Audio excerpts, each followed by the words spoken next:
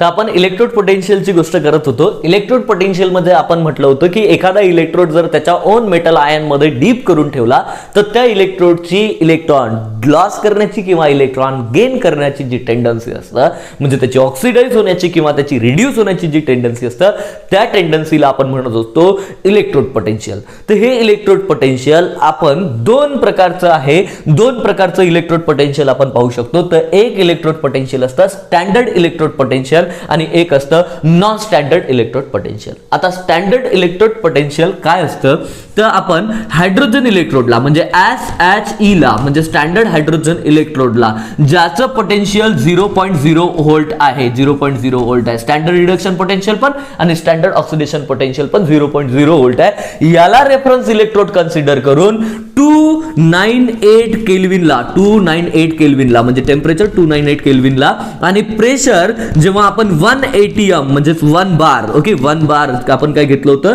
तुमचं प्रेशर घेतलं होतं आणि जेव्हा कॉन्सन्ट्रेशन त्या सोल्युशनचं 1 मोल पर लिटर घेतलं होतं, 1 मोल पर लिटर घेतलं होतं, तेव्हा जे काय पोटेन्शियल आपल्याला भेटणार आहे त्याला आपण म्हणत असतो स्टँडर्ड पोटेन्शियल. त्याला काय म्हणतो, स्टँडर्ड पोटेन्शियल. ओके, तर हे स्टँडर्ड पोटेन्शियल जे आहे हे प्रत्येक इलेक्ट्रोड साठीचं हायड्रोजन इलेक्ट्रोडला रेफरन्स इलेक्ट्रोड कन्सिडर करून 298 केल्विनला 1 ATM प्रेशरला 1 मोल पर लिटर कॉन्सन्ट्रेशनला चेक केलेलं आहे IUPAC नी आणि ते आपल्याला EMF सिरीज मध्ये गिवन आहे. त्याच्या सगळ्या व्हॅल्यू आपल्याला काय आहेत, गिवन आहे. ओके, म्हणजे स्टँडर्ड पोटेन्शियल आपण कुठल्याही सेलचं, कुठल्याही हाफ सेलचं, कुठल्याही इलेक्ट्रोडचं काय करू शकतो, कॅल्क्युलेट करू शकतो. पण जर नॉन स्टँडर्ड इलेक्ट्रोड पोटेन्शियल जर आपल्याला एखाद्या सेलचं, एखाद्या इलेक्ट्रोडचं कॅल्क्युलेट करायचं झालं तर आपल्याला ह्या ज्या काय व्हॅल्यूज आहेत आपल्याला म्हणजे स्टँडर्ड हायड्रोजन इलेक्ट्रोडला रेफरन्स म्हणून ज्या व्हॅल्यूज आपल्याकडे आलेल्या आहेत, IUPAC ने दिलेल्या आहेत, त्या घेऊन आपल्याला नॉन स्टँडर्ड इलेक्ट्रोड पोटेन्शियल जे आहे ते कॅल्क्युलेट करता येत नाही. ओके, म्हणजे तिथे काहीतरी व्हॅरिएशन असतं टेम्परेचरच्या संदर्भात, प्रेशरच्या संदर्भात किंवा कॉन्सन्ट्रेशनच्या संदर्भात, किंवा ह्या तिन्ही टर्म ज्या आहेत टेम्परेचर, प्रेशर किंवा कॉन्सन्ट्रेशन ह्या बदललेल्या असतात, किंवा तीनपैकी एखादी कोणती कंडिशन जर चेंज झाली, ओके, आणि तेव्हा जे काय पोटेन्शियल आपल्याला भेटत असतं त्या पोटेन्शियलला आपण म्हणत असतो नॉन स्टँडर्ड पोटेन्शियल. तर हे नॉन स्टँडर्ड पोटेन्शियल आपण कशा प्रकारे कॅल्क्युलेट करू शकतो, हा सगळ्यात पहिला प्रश्न जो आहे हा आपल्या नर्सला पडला होता. ओके, त्याला आपण इथे हे जे काय स्पेलिंग आहे हे नर्नेस्ट असं मी लिहिलेलं आहे. हे इक्वेशन नर्नेस्ट इक्वेशन किंवा नर्स्ट इक्वेशन आपल्याला पाहायचं आहे. ओके, तर नर्नेस्ट इक्वेशन किंवा नर्स्ट इक्वेशन कशाच्या संदर्भात आहे, तर ते नॉन स्टँडर्ड इलेक्ट्रोड पोटेन्शियलच्या संदर्भात आहे. आता नॉन स्टँडर्ड इलेक्ट्रोड पोटेन्शियल कसं कॅल्क्युलेट केला जाईल या संदर्भात सगळ्यात पहिला विचार जो आहे तो कोणी केला, तुमच्या नर्सने केला.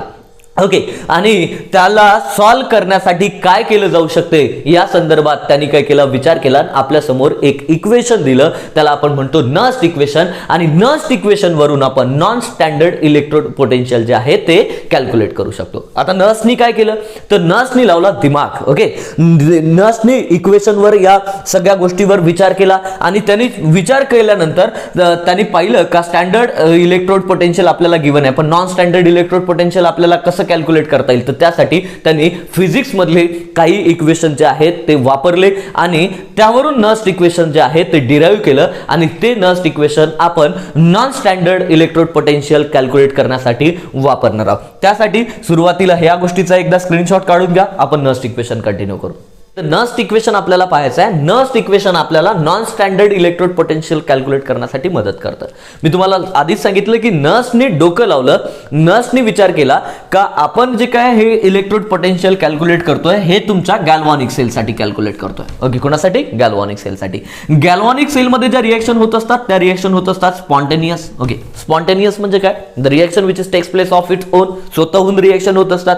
ओके, आणि स्पॉन्टेनियस रिएक्शन मध्ये, ओके, स्पॉन्टेनियस रिएक्शन मध्ये डेल जी जी आहे म्हणजे डेल जी ची व्हॅल्यू म्हणजे गिफ्ट फ्री एनर्जीची व्हॅल्यू जी आहे, गिफ्ट फ्री एनर्जीची व्हॅल्यू जी आहे ती येत असते निगेटिव्ह. म्हणजे काय होतं पहा, लक्षात घ्या, गॅल्व्हॅनिक सेल मध्ये स्पॉन्टेनियस रिएक्शन होतात. ओके, आणि स्पॉन्टेनियस रिएक्शन मध्ये डेल जी ची एनर्जी गिफ्ट फ्री एनर्जीची व्हॅल्यू जी आहे ती कमी होते, डेल जी ची आहे ती कमी होते. ओके, आपण लास्ट क्लासमध्ये म्हणजे इलेक्ट्रोलिसिस जेव्हा आपण पाहिलं होतं ते इलेक्ट्रोलिसिस पाहत असताना मी तुम्हाला गिफ्ट फ्री एनर्जी मध्ये होणारा चेंज जो आहे तो स्पॉन्टेनियस रिएक्शन साठी आणि नॉन स्पॉन्टेनियस रिएक्शन साठी सांगितला होता.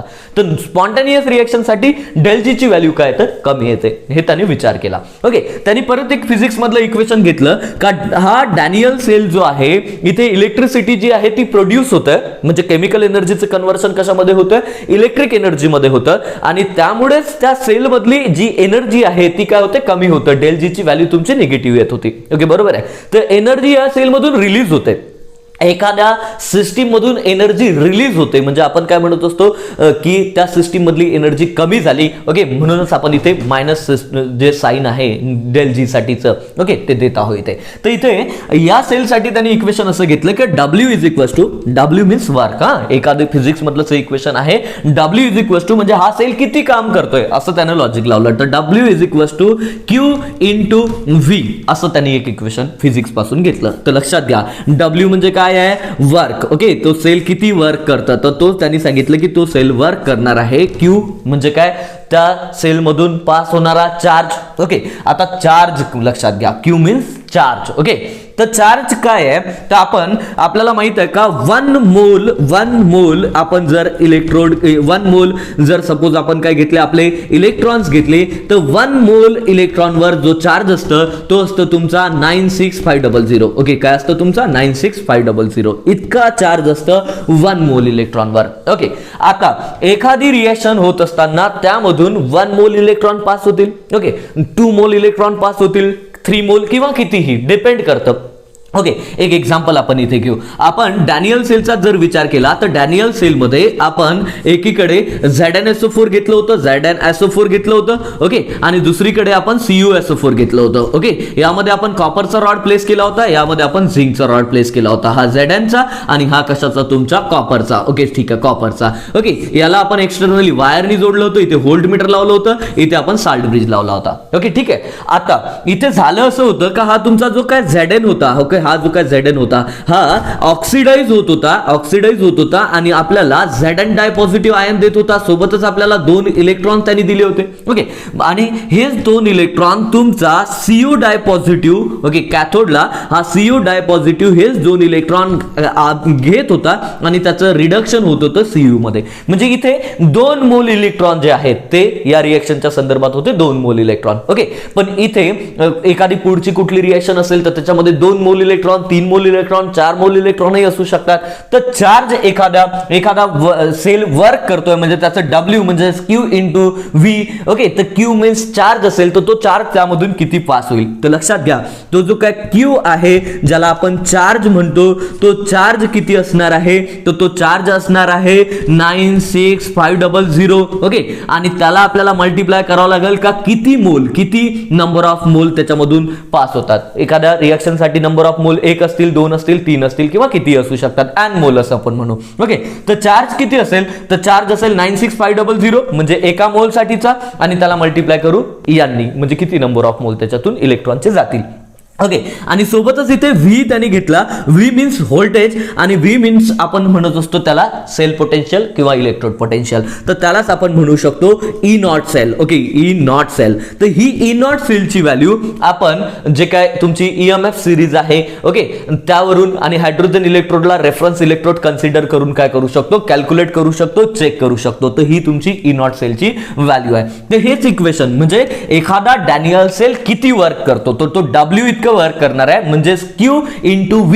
Q मीन्स चार्ज त्यामधून पास केले आणि इंटू V मीन्स त्यामध्ये त्याचं पोटेन्शियल किती आहे तेवढं. ओके, तर हेच इक्वेशन नी अशा प्रकारे लिहिलं. पहा, W इज इक्वल्स टू मी Q ची व्हॅल्यू काय आहे 96500 इंटू n. तर ही व्हॅल्यू जी आहे Q ची मी इथे प्लेस करतो. काय झालं n इंटू 96500. ओके, 96500. ओके, अशा प्रकारे आपण लिहू लिहू शकतो किंवा या 96500 लाच आपण फॅरेड असंही म्हणू शकतो. ओके, तर मी इथे फॅरेड मध्ये लिहितो. 96500 म्हणजे काय, फॅरेड घेतो. ओके, तर पहा Q ची व्हॅल्यू मी 96500 म्हणजे F आणि काय N किती नंबर ऑफ मोल त्याच्यातून पास होतात तो म्हणजे मी इथे स्मॉल n ने इंडिकेट केला. तर W is equals to NF into V म्हणजे त्याचं पोटेन्शियल आणि पोटेन्शियल किती असतं तर E नॉट सेल इतकं काय असतं त्याचं पोटेन्शियल असतं. तर अशा प्रकारचं इक्वेशन नर्सला फिजिक्सच्या एका W is equals to Q into V वरून नर्सने आपल्या समोर मांडण्याचा प्रयत्न केला. आता पुढे काय झालं, ओके, आता या W साठी ओके हा जो वर्क डन आहे या वर्क डन मध्ये स्पॉन्टेनियस रिएक्शन होत असल्यामुळे यातून डेल जी म्हणजे गिफ्ट फ्री एनर्जीची व्हॅल्यू जी आहे ती निगेटिव्ह येत आहे. का, एनर्जी या सेल मधून लॉस होत आहे, केमिकल एनर्जीचं कन्व्हर्शन इलेक्ट्रिक एनर्जी मध्ये होत आहे, एनर्जी याच्यातून रिलीज होऊन राहिली, एनर्जी सिस्टीम मधून निघून जात आहे, एनर्जी चेंज म्हणून यासाठीचा आम्ही निगेटिव्ह घेत असतो. तर W इज इक्वल्स टू या स्पॉन्टेनियस सेल साठी म्हणजे तुमच्या गॅल्व्हॅनिक सेल साठी जो याची गिफ्ट फ्री एनर्जीचा चेंज आहे तो निगेटिव्ह येईल. Change in gift free energy जो आहे तो निगेटिव्ह येईल आणि तो बरोबर असणार आहे तुमचा NF. N म्हणजे number of mole, F means काय झाला फॅरेड म्हणजे 96500 इंटू काय होईल तुमचा E not cell. Okay, E not cell. तर असं एक इक्वेशन आपल्याला आपल्याला जे आहे ते या सेल पोटेन्शियल काढण्याच्या संदर्भात आपल्याला सांगितलं. ओके, पुढे काय झालं पहा लक्षात घ्या. Del G is equals to जर आपण आता इथे व्हॅल्यू घ्याल तुम्ही डेल जी म्हणजे चेंज इन गिफ्ट एनर्जी इज इक्वल्स टू जर घ्याल तर ते होईल तुमचं minus NF into E not cell असं हे इक्वेशन होईल. बरोबर आहे.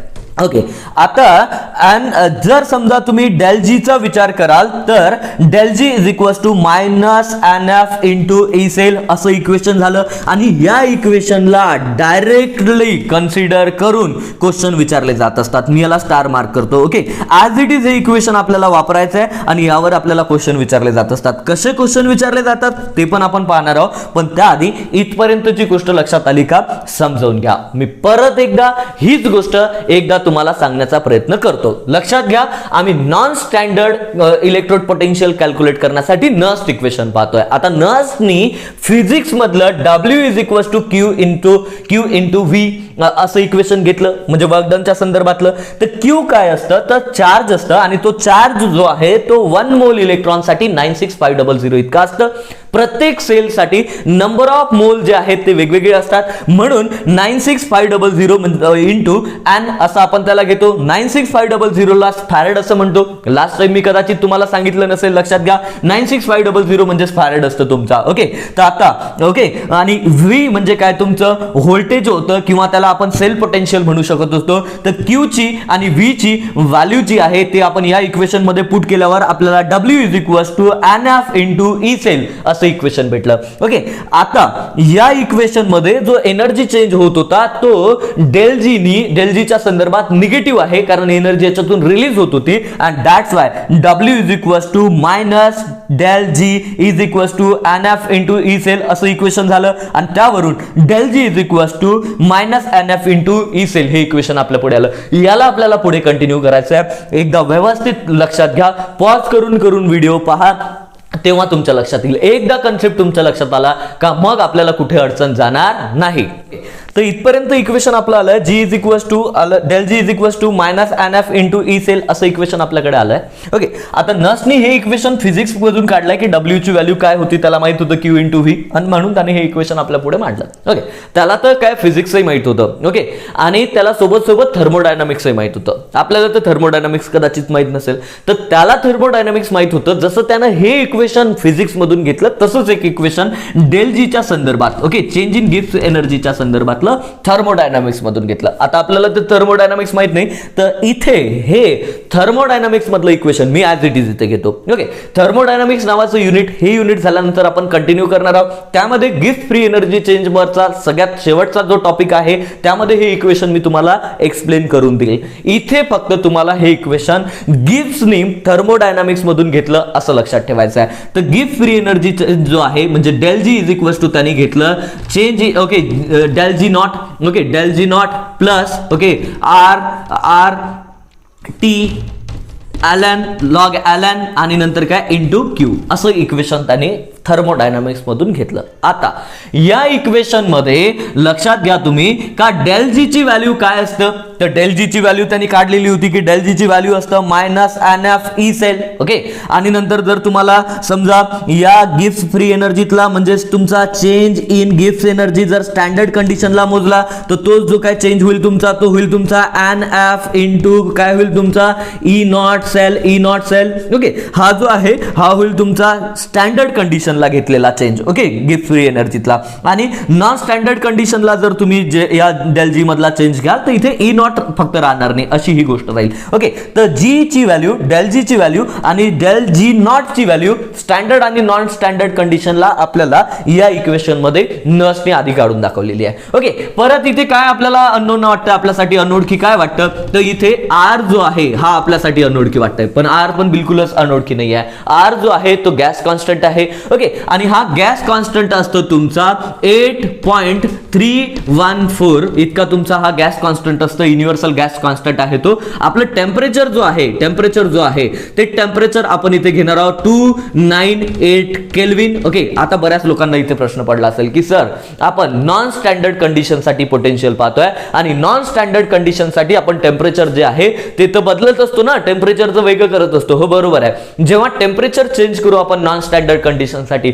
तेव्हा परत हे इक्वेशन आपल्याला पुढच्या लेवलला पाहायचं आहे. सध्या आपण प्रेशर आणि कॉन्सन्ट्रेशनच चेंज होत झालं असलं तर आणि टेम्परेचर जर समजा आपण रिमेन कॉन्स्टंट ठेवलं म्हणजे तेच 298 केल्विन म्हणजे स्टँडर्ड टेम्परेचरला पाहत असलो तर हे नस्ट इक्वेशन मी इथे लिहितोय. ओके, तर टेम्परेचर झालं. आता लॉग ॲलन काय असतं हे लक्षात येत नाही आमच्या पोरांच्या. लॉग ॲलन म्हणजे असतं log to the base E असतं. काय असतं तुमचं log to the base E. आता या log to the base E ला लॉग टू द बेस 10 मध्ये जर तुम्हाला कन्वर्ट करायचं झालं, लॉग टू द बेस 10 मध्ये जर कन्वर्ट करायचं झालं तर याला 2.303 नी मल्टिप्लाय करावं लागतं. 203 नी काय करावं लागतं, मल्टिप्लाय करावं लागतं. दिसतंय का तुम्हाला लास्टचं इथे स्क्रीनवरचं? ओके, नसेल दिसत तर मी इथे काढतो. पहा, ॲलन जो आहे हा नॅचरल लॉग आहे आणि या नॅचरल लॉगला log to the base e नी आपण इंडिकेट करत असतो. या लॉग टू द बेस ॲलन ई ला जर तुम्हाला लॉग टू द बेस 10 मध्ये कन्वर्ट करायचं झालं तर त्याला सिम्पली 2.303 नी मल्टिप्लाय करावं लागतं. तर असं ते असतं. आता क्यू काय आहे, तर क्यू कसा कॅल्क्युलेट करायचा हे पण मी तुम्हाला पुढच्या 1-2 स्टेप नंतर सांगतो. ओके, लक्षात घ्या. आता आपल्याला डेल जी ची value change in Gibbs energy माहित आहे, गिब्स फ्री स्टँडर्ड चेंज पण आपल्याला याच्यातला माहित आहे. तर ह्या व्हॅल्यू या आपण इक्वेशन मध्ये पुट करू. काय इक्वेशन भेटतं थोडंसं लक्षात घेऊ. ओके, आपल्याला भेटेल म्हटल्यापेक्षा नसला काय भेटलं. ओके, तर नसला असं भेटलं del G is equals to काय होतं तुमचा, तर minus NF into E cell. Okay, E cell. Okay, is equals to काय भेटायला पाहिजे, the standard change. Okay, standard change in Gibbs free energy तर तो किती होता तुमचा minus NF into E not cell. Okay, बरोबर आहे. इंटू काय करावं लागेल आपल्याला, इंटू नाही प्लस. ओके, प्लस काय आहे तुमचा RT. ओके, तर RT जे आहे तुमचं, ओके, आर काय आहे, गॅस कॉन्स्टंट आहे, T टेम्परेचर आहे, ॲलन इंटू काय घेतला तुमचा Q. असं हे इक्वेशन आहे तुमचं. बरोबर आहे. या इक्वेशनला जर मी मायनस NF नी डिवाइड केलं, ओके, यालाही मग मला काय करावं लागेल, मायनस NF नी डिवाइड करावं लागेल आणि यालाही आपण काय करू, मायनस NF नी काय करू, डिवाइड करू. ओके, तर आता काय होईल लक्षात घ्या, हा मायनस NF, हा मायनस NF, हा मायनस NF आणि हा मायनस NF जो काय होईल तो कॅन्सल होईल. इथे प्लस मायनस व्हायला पाहिजे. ओके, नवीन इक्वेशन आपल्या पुढे असं भेटल. पहा, लक्षात घ्या, ई सेल. ओके, काय भेटायला पाहिजे, ई सेल. हा ई सेल. ओके, आणि ई सेल म्हणजेच आपल्याला non standard electrode potential. Okay, लक्षात घ्या, हेच तर आपल्याला कॅल्क्युलेट करायचं होतं. ओके, स्टँडर्ड कंडिशनचं जे काय पोटेन्शियल होतं ते तर आपल्याला स्टँडर्ड हायड्रोजन इलेक्ट्रोडला कन्सिडर करून त्याला रेफरन्स इलेक्ट्रोड कन्सिडर करून कॅल्क्युलेट करता येत होतं. पण नॉन स्टँडर्ड कंडिशनला एखाद्या सेलचं किंवा एखाद्या हाफ सेलचं पोटेन्शियल कसं कॅल्क्युलेट करतात तेच तर पाहायचं होतं आणि तेच समजून घेण्यासाठी नसनी हे एवढं सगळं डोकं लावलं. आणि आता फायनली आपल्याला E cell is equals to भेटताय. आता E cell is equals to काय होईल लक्षात घ्या, E cell is equals to काय होईल तुमचा E not cell. Okay, E not cell minus RT आणि नंतर काय होईल RT अपॉन काय होईल तुमचा NF ओके इंटू काय आहे तुमचा ln into Q okay ln into Q. तर अशा प्रकारचं इक्वेशन आपल्याकडे आलंय. आता या इक्वेशन मध्ये R ची व्हॅल्यू, टेम्परेचरची व्हॅल्यू ओके ह्या व्हॅल्यू आपण पुट करून पाहू आणि काय इक्वेशन आपल्याला भेटते ते लक्षात घेऊ. E cell is equals to काय होईल E cell is equals to E not cell okay minus हा जो R आहे या R ची व्हॅल्यू आपल्याला माहिती आहे ती किती आहे तुमची 8.314 इंटू टेम्परेचर किती आहे 298 ओके इंटू याला काय करतो मी 2.303 मल्टिप्लाय करतो त्याला का तर हा लॉग ln आहे म्हणजे log to the base E आहे. तर याचं कन्वर्शन मला नॅचरल लॉग मध्ये करायचं आहे म्हणून मी याला मल्टिप्लाय केलं कशाने 2.303 नी. म्हणजे मला इथे काय भेटल तुमचा लॉग टू द बेस 10 भेटल आणि इथे काय क्यू राहील ओके अपॉन लक्षात घ्या अपॉन काय आहे NF okay NF upon NF आहे. तर NF जर आपल्याला लक्षात घ्यायचं झालं तर F मीन्स आपण म्हटलं होतं फॅरेड असतं आणि फॅरेड म्हणजेच 1 मोल इलेक्ट्रॉन वर असलेला चार्ज असतो. तो चार्ज किती आहे तर तो असतो तुमचा 96500 बरोबर आहे. आणि इथे काय होईल इंटू काय करावं लागेल आपल्याला n. असं हे इक्वेशन आपल्या समोर आलंय. आता या इक्वेशन मधल्या या सगळ्या व्हॅल्यूला जर तुम्ही सॉल्व्ह कराल तर तुमच्या असं लक्षात येईल की याची व्हॅल्यू जी आहे या सगळ्या इक्वेशनची या सगळ्यांना जर सॉल्व्ह कराल तर याची व्हॅल्यू जी आहे ती मी वर लिहितो पा. याची व्हॅल्यू आपल्याला ई सेल याची व्हॅल्यू मी पुढे वर लिहितोय थोडंसं लक्षात घ्या ओके. याची व्हॅल्यू म्हणजेच E cell is equals to भेटतं आपल्याला E cell is equals to E not cell. आता ई नॉट सेलची व्हॅल्यू कुठून भेटेल आपल्याला आपण लास्ट टाइम पाहिलं प्रॉब्लेम कॅल्क्युलेट केले. ई नॉट सेलची व्हॅल्यू आपल्याला भेटत असते तुमच्या इलेक्ट्रिक EMF सिरीज वरून ओके आणि ई नॉट सेल नंतर या सगळ्यांची जर आपण सपोज याला सॉल्व्ह केलं तर ते भेटत असतं तुमचं -0.059 इतकं भेटतं तुम्हाला ओके. या सगळ्याला सॉल्व्ह केलं तर त्याचं आन्सर येतं 0.059 अपॉन तुमचा n इंटू काय तुमचा log to the base 10 into काय क्यू. तर हे जे काही इक्वेशन आहे या इक्वेशनला आम्ही म्हणत असतो नस्ट इक्वेशन फॉर तुमचा नॉन स्टँडर्ड इलेक्ट्रोड पोटेन्शियल. आणि याला धरून आपल्याला भरपूर सारे प्रॉब्लेम आपल्या कॉम्पिटिटिव्ह मध्ये आपल्या बोर्ड एक्झामिनेशन मध्ये विचारले जात असतात. आता या इक्वेशनला या नस्ट इक्वेशनला कन्सिडर करून कशा प्रकारे प्रॉब्लेम विचारले जात असतात क्यू काय आहे हे आपण पुढच्या क्लासमध्ये पाहू. आजच्या दिवसाला बाय.